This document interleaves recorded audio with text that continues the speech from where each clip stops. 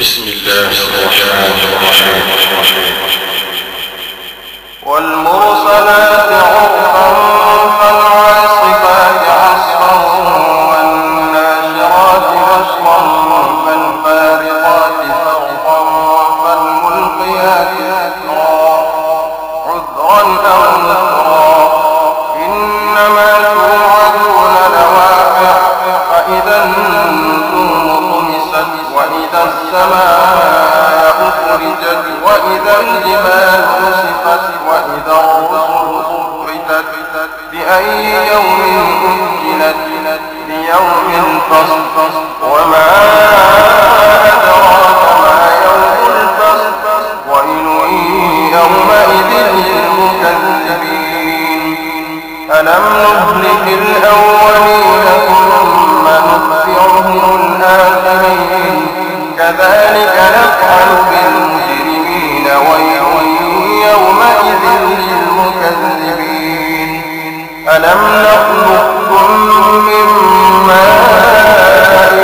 مهين فجعلناه في قرار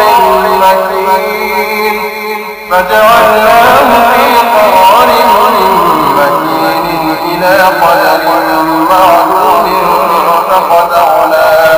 فقدرنا فنعم القادرون ويل يومئذ للمكذبين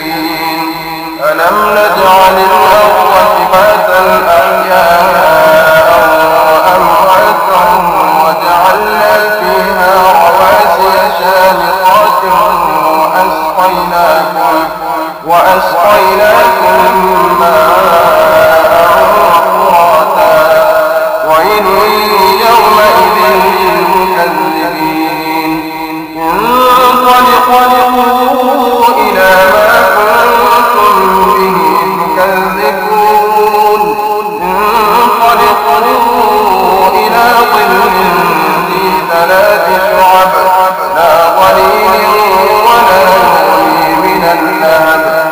إنها ترمي بشرر كالقصر كأنه جمالة ويل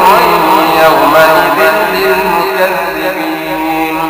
هذا يوم لا ينطقون ولا يؤذن لهم فيعتذرون ويل يومئذ للمكذبين هذا يوم الفصل جمعناكم والأولين فإن كان لكم كيد فكيدون ويل يومئذ للمكذبين إن المتقين في ظلال